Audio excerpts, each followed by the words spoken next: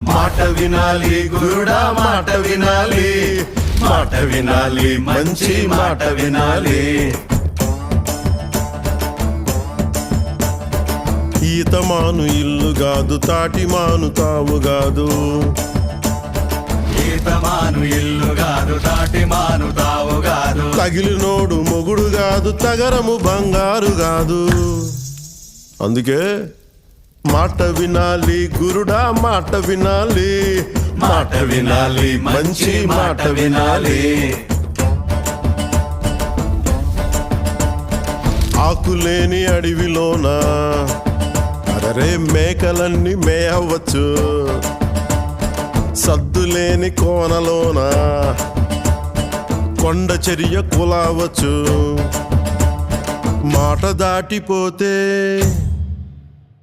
మర్మము తెలియకపోతే